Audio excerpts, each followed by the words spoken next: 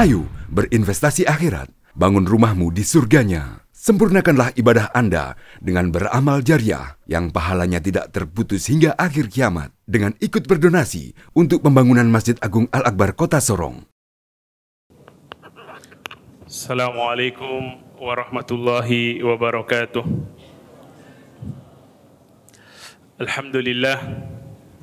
Alhamdulillahi Rabbil Alamin.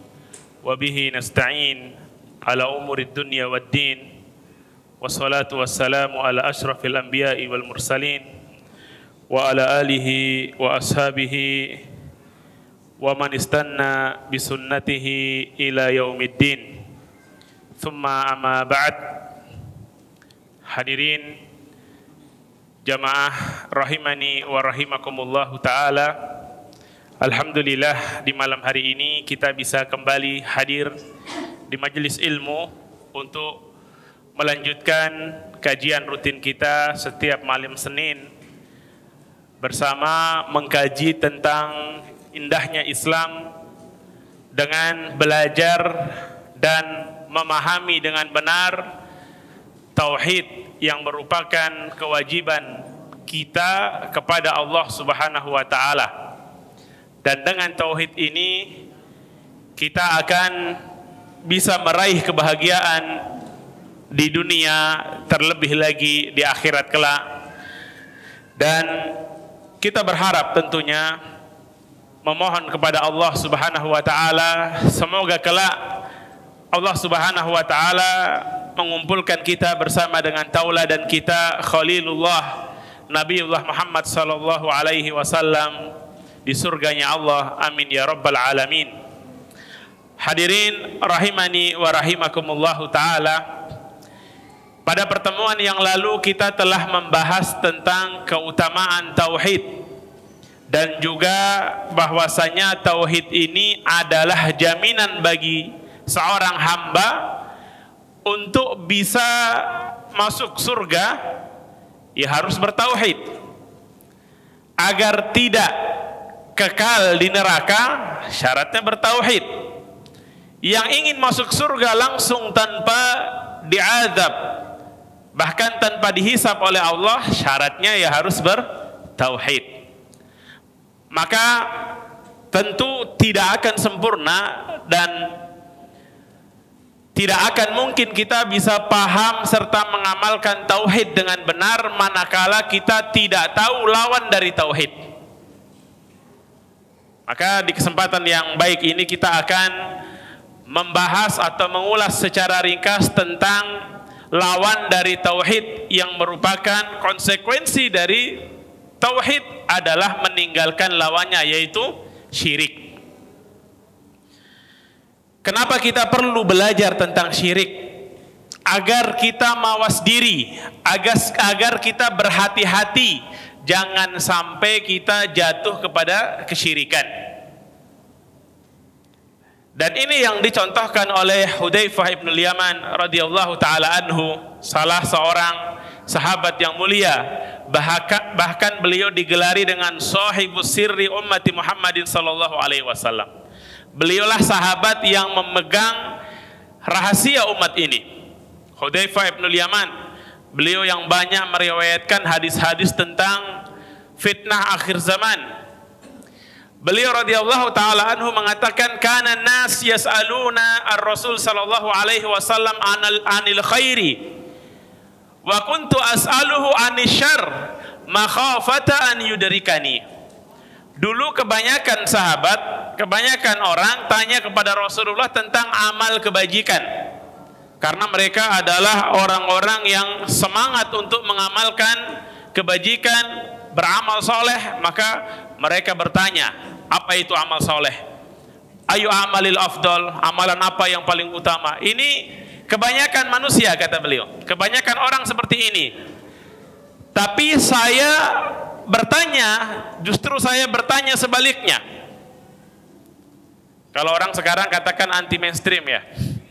Tapi ini untuk kebaikan, bukan anti mainstream untuk suatu yang sekedar mau viral, mau terkenal, tidak. tapi beliau bertanya sesuatu yang berbeda karena ini adalah bagian yang sangat penting juga. Beliau katakan, wa kuntu as'alur Rasul sallallahu alaihi wasallam anisyar makhafata an yudrikani. Saya dulu bertanya kepada Rasul sallallahu alaihi wasallam tentang keburukan-keburukan karena saya khawatir keburukan tadi menimpa saya dan saya nggak tahu. Maka perlu kita tahu apa itu syirik agar kita bisa waspada, agar kita bisa menjauhi kesyirikan tersebut. Bukankah sudah berkali-kali kita bacakan firman Allah yang menceritakan tentang, yang mengisahkan tentang doanya Nabi Ibrahim alaihissalam, bapaknya para nabi, Khalilullah, salah satu dari ulil azmi minar rusul.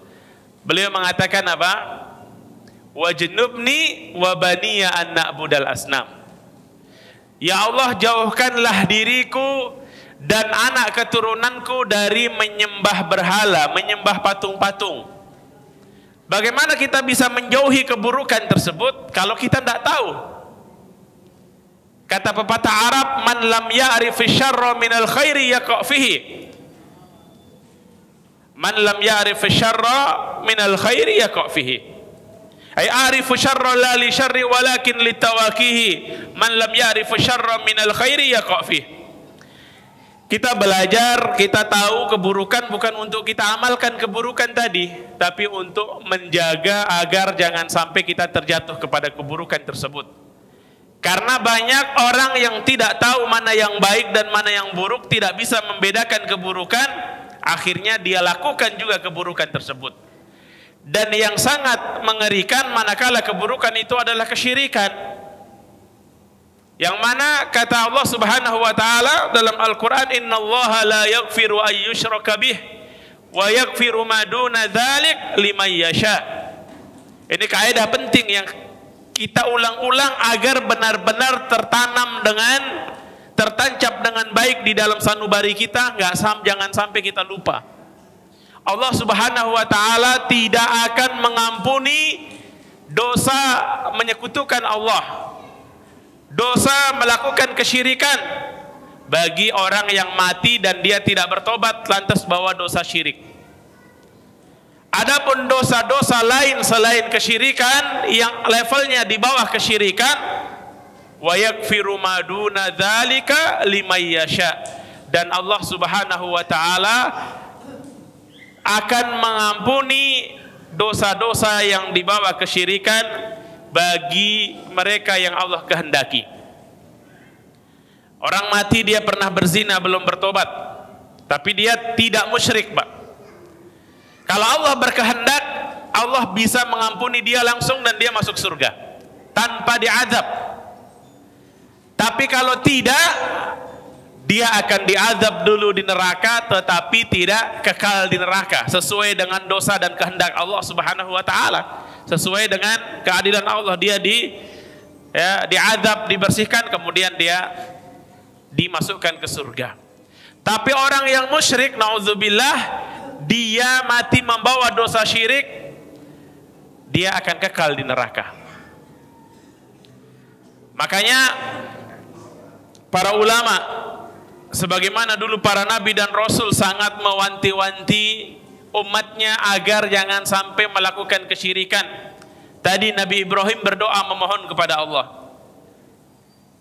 Kita mestinya juga lebih sering berdoa, dan kalau kita berdoa memohon sesuatu berarti harus kita barengi dengan usaha. Jangan hanya doa tanpa ada usaha. Ini berarti tidak mengikuti sunnatullah. Di antara sunnatullah, seorang yang dikehendaki oleh Allah untuk kebaikan dia berdoa, dia harus menempuh jalan untuk apa? Untuk memperoleh hal tersebut. Ada orang berdoa minta supaya dikaruniai keturunan tapi nggak mau nikah. Ya, ini bertentangan dengan sunnatullah. Ada orang dia ingin mendapatkan rezeki yang halal, dia hanya berdoa saja. Ya. Ini bertentangan dengan hikmah Allah Subhanahu wa taala. Di antara hikmah Allah, Allah jadikan sebab dari setiap musabbab. Setiap kejadian, setiap peristiwa ada sebabnya. Maka kalau kita ingin selamat dari kesyirikan, kita memohon kepada Allah dan kita harus mencari tahu apa-apa saja yang masuk kategori syirik. Nanti kita akan bahas satu persatu insya Allah dengan contoh-contohnya. Tapi kita akan bahas terlebih dahulu sebagai pengantar di sini tentang bahaya syirik itu sendiri. Kaidah umum yang harus kita pahami. Sehingga dengan kaidah ini kita bisa lebih mawas diri, lebih berhati-hati, dan semoga kelak kita akan diwafatkan oleh Allah di atas tauhid. Kenapa syirik itu begitu mengerikan? Yang pertama, perlu dicatat bahwasanya orang yang mati dengan membawa dosa syirik tidak akan diampuni oleh Allah Subhanahu wa taala. Tadi dalilnya, innallaha la yaghfiru ay yushraka bihi wa yaghfiru ma duna dzalika liman yasha. Kita mendengar orang berbuat dosa, orang korupsi, kita wajib membenci perbuatan tersebut dan orang yang melakukan maksiat apapun jenis maksiatnya. Tapi kadang kita salah dalam menyikapi sesuatu. Kita lihat orang melakukan kesyirikan biasa-biasa saja. Biasa-biasa saja. Tapi lihat orang berzina, orang ini kita tahu, apalagi misalnya dia mohon maaf memperkosa anak kecil. Kita marah, kita geram. Tidak apa-apa, boleh marah geram, tapi harusnya kita lebih marah, lebih geram kalau ada orang yang menyekutukan Allah, karena dosanya lebih besar. Dosanya lebih besar. Ya. Jadi pertama tadi, orang yang menyekutukan Allah dan mati membawa dosa syirik tidak diampuni. Yang kedua, orang yang melakukan kesyirikan, syirik besar yang kita bahas adalah syirik besar, maka otomatis semua amalan dia, pahala amalan dia terhapus, gugur. Tidak ada nilainya di hadapan Allah. Kata Allah Subhanahu wa taala, "Wa laqad auhayna ilaika wa ilal ladzina min qablika la in asyrakta la yahbatanna 'amaluka wa la takunanna minal khasirin."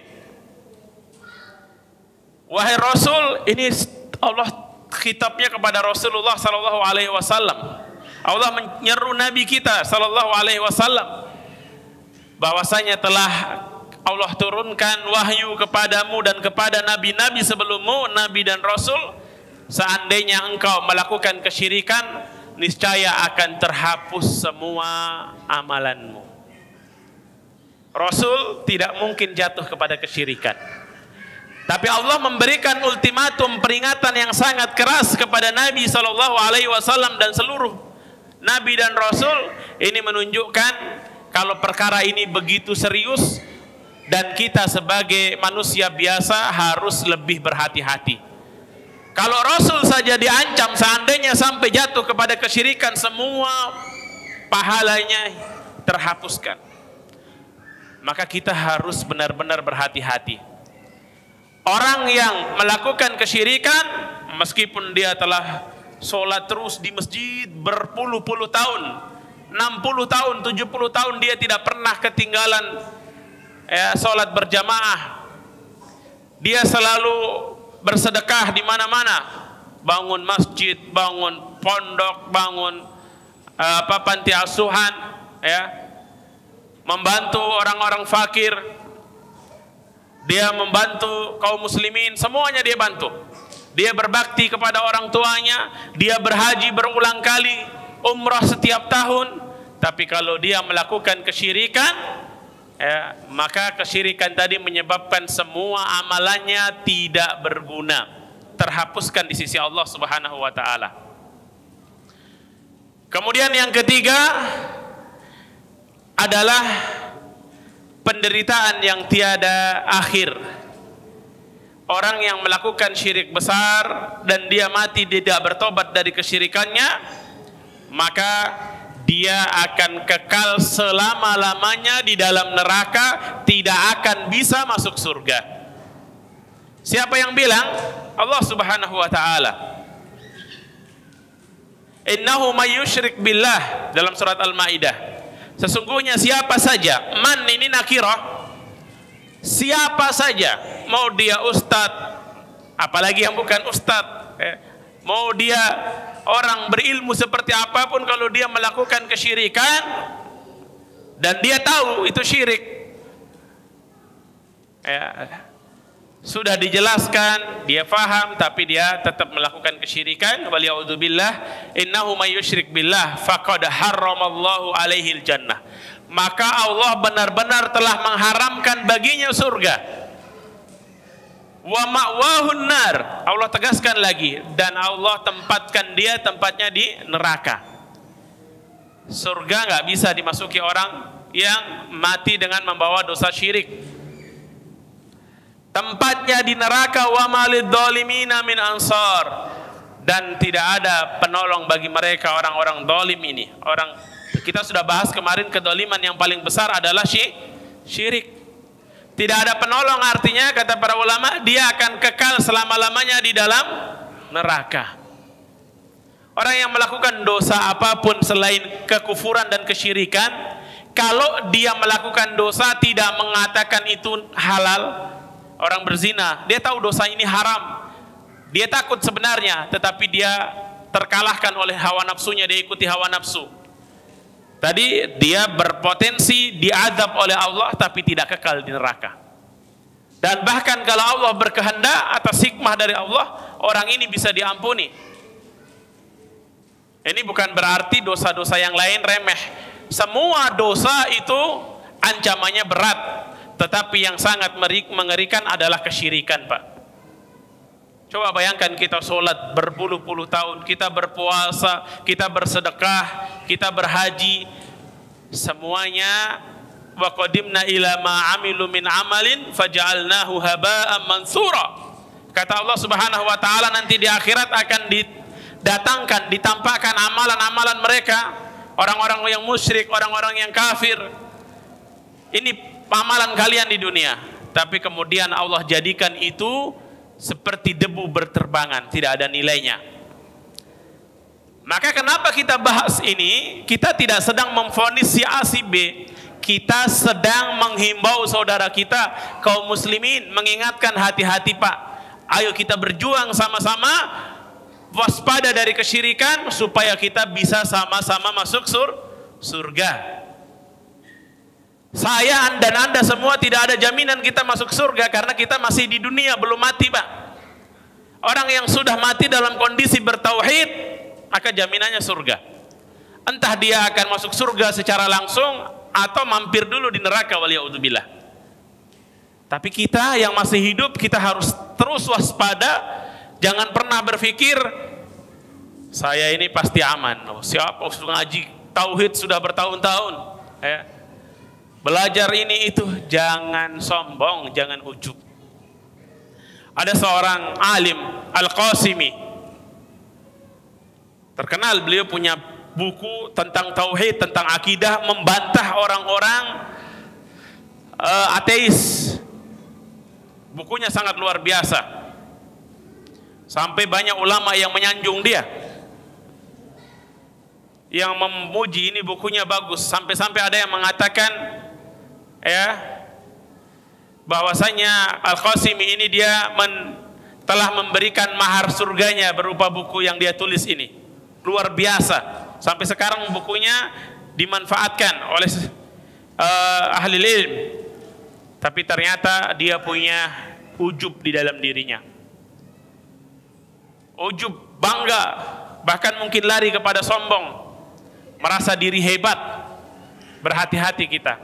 Kadang orang ada yang diberi ilmu, utu zakaan, diberi kecerdasan, walam yu'tu zakaan, tapi tidak diberi kebersihan atau kesucian hati. Akhirnya sombong, ujub. Di akhir hayatnya ternyata apa? Dia terlalu pede, terlalu ujub dengan dirinya. Akhirnya Allah uji dia dengan seorang wanita. Dia suka wanita tadi kafir, orang ateis. Ikut-ikutan dia ateis, sampai akhirnya di akhir hayat dia menulis buku membela orang ateis, mati dalam kondisi ateis, waliya'udzubillah. Jadi kita harus hati-hati, Pak. Maka hidayah dan ketetapan berada di atas tauhid, ini karunia dari Allah. Maka sering-sering minta sama Allah. Nabi Ibrahim saja minta, berdoa. Masa kita merasa kepedean gak mau minta? Sampai-sampai Ibrahim At-Taimi rahimahullahu ta'ala, salah seorang ulama, beliau mengatakan, "Waman ya'man minasyirk ba'da khalilillahi Ibrahim alaihi salam." Kalau Nabi Ibrahim saja, beliau sudah begitu hebatnya dan masih berdoa memohon kepada Allah Subhanahu wa taala agar dijauhkan dari menyembah berhala dirinya dan anak cucunya. Lantas siapa di antara kita yang pantas untuk kepedean, yang pantas untuk ujub? Jawabannya apa? Tidak ada. Kita harus mawas diri. Dan seorang mukmin senantiasa menggabungkan atau merangkaikan antara dua hal. Dia beramal soleh, tapi dia tidak kepedean. Oh, saya sudah sholat sekian rakaat, saya sudah puasa sekian. Tidak. Dia beramal soleh dan terus berharap memohon kepada Allah agar amalannya diterima, dibarengi dengan perasaan khawatir kalau amalannya tadi ternyata rusak dari arah yang dia tidak tahu. Seorang mukmin harus menggabungkan dua hal tadi, al-khauf war roja. Harap-harap cemas bahasa kita. Jangan sampai kita kepedean. Ustaz, saya ini yang bangun ini dari sejak nenek moyang saya begini. Banyak orang kita temui seperti itu. Hati-hati, Pak. Kalau sudah sampai ujub, ria, ya, ria itu kita beramal supaya dipuji, ya. Orang bilang makan puji, ya. Kalau tujuannya itu, bisa terhapus pahala kita. Baik, syirik sendiri, ya. Kalau syirik itu lawan dari tauhid, tauhid itu mengesahkan Allah. Kalau syirik menjadikan Allah menjadikan tandingan bagi Allah. Kalau dari bahasa syirik itu mencampurkan. Artinya orang yang musyrik itu bukan orang yang dia murni nyembah patung saja, tidak. Orang yang dia mungkin sholat, dia ibadah, tetapi di sisi lain dia juga beribadah kepada selain Allah. Berdoa misalnya, dia berdoa kepada Allah tapi berdoa juga kepada orang yang sudah meninggal. Berdoa di kuburan, berdoa di tempat-tempat yang dianggap keramat. Berdoa di kuburan, ngomong-ngomong, boleh enggak? Boleh, doakan orang yang ada di kuburan, bukan minta sama penghuni kubur. Kan antum datang ke kuburan, assalamualaikum ya ahlad diyar, itu kan doa. Semoga keselamatan menyertai kalian wahai penghuni kubur minal mu'minin, dari kalangan orang-orang yang beriman. Antum sabiqun wa nahnu insyaallahu bikum lahikun. Kalian udah duluan, insyaallah kami menyusul. Nas'alullah lana wa lakumul afiyah. Kami mohon kepada Allah keselamatan untuk kalian dan untuk kami dan untuk kalian. Ini doa. Antum berdoanya di mana? Di kuburan kan, atau di dekat kuburan? Tidak apa-apa mendoakan mereka. Tapi berdoa dengan meminta, memohon, menghadap kepada kuburan, meminta dengan keyakinan bahwasanya penghuni kubur ini yang akan menyampaikan doa kita. Ini tidak benar. Ini tidak seperti yang diperintahkan oleh Allah. Allah katakan apa? Ud'uni astajib lakum. Kalau berdoa itu direct, Pak.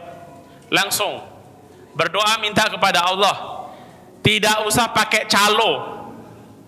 Apalagi kepada orang yang sudah meninggal. Kalau kita minta didoakan orang soleh yang masih hidup, boleh.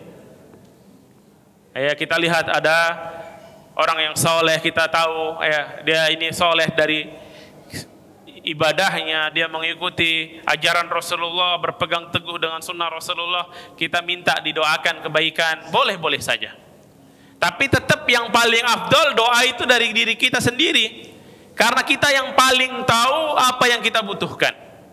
Kita yang paling tahu betapa butuhnya kita kepada Allah. Kita kadang minta doa kepada orang, didoakan, tapi sekedarnya ya kalau dia ingat lagi. Kalau dia ingat. boleh-boleh saja, tetapi lebih dianjurkan kita merendah, kita memohon langsung kepada Allah Subhanahu wa taala. Baik, kita lanjutkan terkait syirik. Para ulama menjelaskan syirik itu ada dua jenis. Syirik besar dan syirik kecil. Ya. Syirik kecil ini bukan berarti kecil gampang ini remeh. Tidak. Syirik kecil itu dosa besar, Pak. Syirik kecil tapi itu masuk kategori dosa besar. Apa bedanya? Kalau syirik besar jelas yang ancamannya kekal di neraka. Adapun syirik kecil itu yang disebut syirik di dalam hadis ataupun di dalam nas, tapi tidak sampai kepada kategori syirik besar. Apa bedanya? Syirik kecil atau syirik besar dulu. Syirik besar itu tadi orang yang melakukan syirik besar maka semua amalannya terhapus. Syirik besar itu menghapuskan semua amalan seorang hamba. Adapun syirik kecil dia akan menghapuskan amalan yang disertai dengan syirik kecil tersebut. Misal orang beramal tapi tercampuri dengan riya, supaya dipuji, supaya dilihat orang, supaya didengar orang. Tujuannya itu bukan karena Allah, maka amalan itu yang terhapus, amalan yang lain tidak. Amalan yang lain tidak. Yang kedua, syirik besar ini bisa menyebabkan pelakunya keluar dari Islam. Adapun syirik kecil tidak. Yang ketiga tadi, syirik besar menyebabkan pelakunya kalau dia mati dalam kondisi tidak bertobat kekal di neraka, sedangkan syirik kecil tidak menyebabkan kekal di neraka. Tapi intinya kita tetap harus waspada, hati-hati. Apapun bentuknya yang namanya syirik itu adalah dosa yang sangat mengerikan. Begitu juga dosa-dosa yang lain. Tapi yang paling mengkhawatirkan dan paling mengerikan adalah syirik besar. Bagaimana orang yang pernah melakukan kesyirikan? Ya kita bertobat. Bertobat. Manusia kalau diberi kesempatan segera bertobat. Salah satu contoh dan bukti bahwasanya amalan apapun, sehebat apapun, kalau seseorang itu musyrik gak berguna, Pak. Masih ingat kisahnya Abu Talib? Ada yang kenal Abu Talib? Abu Talib itu siapa? Abu Talib pamannya Rasulullah Sallallahu Alaihi Wasallam, yang mengasuh Rasulullah Sallallahu Alaihi Wasallam sejak beliau masih remaja, yang seumur hidup beliau selalu berjuang membela Rasulullah, tidak ingin Rasulullah terluka sedikit pun. Kalau ada orang-orang musyrik kufar Quraisy mengganggu Rasulullah, beliau pasang badan. Bahkan ketika beliau diboikot oleh orang-orang kufar Quraisy, beliau dan keluarganya ikut bersama dengan Rasulullah Sallallahu Alaihi Wasallam. Bahkan beliau sengaja mengatur strategi untuk tidur di tempat tidurnya Rasulullah. Beliau lakukan itu. Tapi apa? Di akhir hayat beliau, sampai akhir hayat beliau disuruh bertauhid, mengucapkan la ilaha illallah, tidak mau. Karena punya teman-teman yang buruk. Abu Jahal ya, atau Abu Lahab ya. Dia sampai akhir hayatnya ikut agama nenek moyang. Maka apa? Rasulullah Sallallahu Alaihi Wasallam tidak bisa menyelamatkan beliau dari neraka. Padahal itu pamannya Nabi. Pamannya Nabi. Dan Rasulullah memiliki keistimewaan yang ini hanya khusus Rasulullah. Akhirnya Rasulullah diberikan hak untuk memberi syafaat paman beliau ini. Tapi syafaatnya bukan untuk keluar dari neraka, Pak.